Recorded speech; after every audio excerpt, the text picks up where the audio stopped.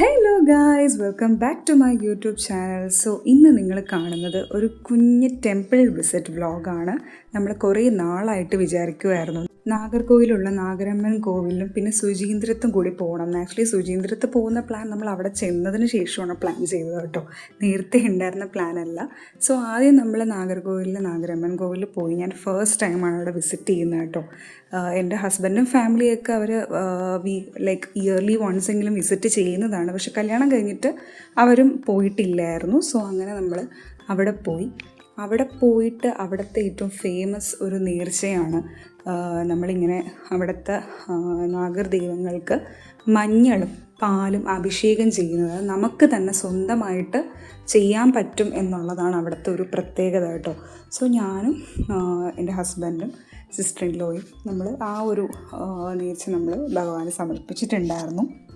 നല്ല വലിയ ക്ഷേത്രമാണ് കേട്ടോ, നല്ല പോസിറ്റീവ് എനർജിയാണ് അവിടെ. നമ്മൾ അത് കഴിഞ്ഞിട്ട് നമ്മൾ ചെയ്തതെന്ന് വെച്ച് കഴിഞ്ഞാൽ അവിടെ ഒരു അടുത്ത് തന്നെ ഒരു കുളം ഉണ്ടായിരുന്നു. സോ അവിടെ നമ്മൾ ജസ്റ്റ് ഒന്ന് കാലൊന്ന് നനച്ചിട്ടാണ് അമ്പലത്തിനകത്തോട്ട് കയറിയത്. പുറത്തായിരുന്നു നമ്മുടെ അഭിഷേകവും ഇതൊക്കെ നമ്മൾ ചെയ്തത്. അത് കഴിഞ്ഞാണ് അകത്തോട്ടൊക്കെ വിസിറ്റ് ചെയ്ത് എല്ലായിടത്തും എല്ലാ ദൈവങ്ങളെയൊക്കെ ഒന്ന് പ്രാർത്ഥിച്ച് അമ്പലം മൊത്തത്തിലൊന്ന് നമ്മൾ ചുറ്റി തൊഴുതിട്ടായിരുന്നു അവിടെ നിന്ന് ഇറങ്ങിയത്. വളരെ കുറച്ച് വിഷ്വൽസ് മാത്രമേ എനിക്ക് എടുക്കാൻ പറ്റിയിട്ടുള്ളൂ. കാരണം അറിയാമല്ലോ നിങ്ങൾക്ക് എല്ലാവർക്കും, നമ്മൾ മിക്ക അമ്പലങ്ങളിൽ പോകുമ്പോഴും അവിടെ ഫോട്ടോസും അല്ലെങ്കിൽ വീഡിയോ ഷൂട്ടൊന്നും അലൗഡല്ല. സോ അതുകൊണ്ടാണ്. സോ അവിടെ നമ്മൾ പ്രാർത്ഥിച്ചെല്ലാം കഴിഞ്ഞതിന് ശേഷം അപ്പം തന്നെ ഏതാണ്ട് ഒരു ഉച്ച സമയമായി കേട്ടോ. നമ്മൾ നല്ല തളർന്നു പോയിരുന്നു, കാരണം നല്ല വെയിലും ചൂടുമായിരുന്നു. സോ അത് കഴിഞ്ഞിട്ട് നമ്മൾ അവിടെ തന്നെ അടുത്തുള്ള ഒരു ചേച്ചിയുടെ ഷോപ്പിൽ നിന്ന് നമ്മളെല്ലാവരും കൂടിയിട്ട് ഒരു സർബത്ത് കുടിച്ചായിരുന്നു, ലൈം സർബത്ത്. അപ്പം തന്നെ കുറച്ചൊന്ന് ആശ്വാസമായി നമുക്ക്. സോ അത് കഴിഞ്ഞിട്ടാണ് നമ്മൾ ശുചീന്ദ്രത്തോട്ട് പോയത് കേട്ടോ. അപ്പോൾ അവിടെ നമുക്ക് ഒട്ടും തന്നെ ഷൂട്ട് ചെയ്യാൻ പറ്റില്ല, വളരെ കുറച്ച് വിഷ്വൽസ് എടുക്കാൻ പറ്റിയിട്ടുണ്ടായിരുന്നുള്ളൂ. പിന്നെ അത്യാവശ്യം നല്ല ലേറ്റും ആയി. അപ്പോൾ നമ്മൾ പെട്ടെന്ന് തന്നെ പോയി എല്ലായിടവും തൊഴുതിട്ട് അവിടെ നിന്ന് പെട്ടെന്ന് തന്നെ ഇറങ്ങി. കാരണം അവിടെ ചെന്നപ്പോഴത്തേക്ക് നട അടയ്ക്കുന്ന ടൈമായിരുന്നു.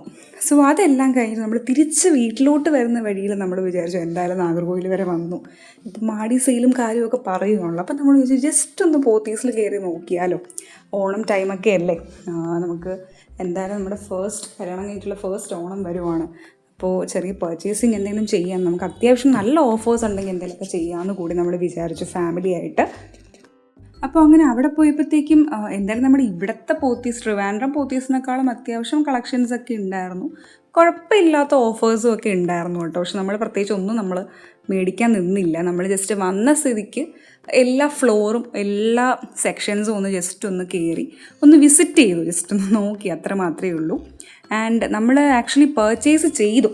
എന്താണെന്ന് വെച്ച് കഴിഞ്ഞാൽ നേരെ നമ്മൾ സൂപ്പർ സ്റ്റോറിൽ പോയിട്ട്, ഹൈപ്പർ മാർക്കറ്റിൽ പോയിട്ട് നമ്മൾ നോക്കിയപ്പോഴത്തേക്കും അവിടെ അത്യാവശ്യം നല്ല ഓഫേഴ്സ് ഉണ്ടായിരുന്നു കേട്ടോ.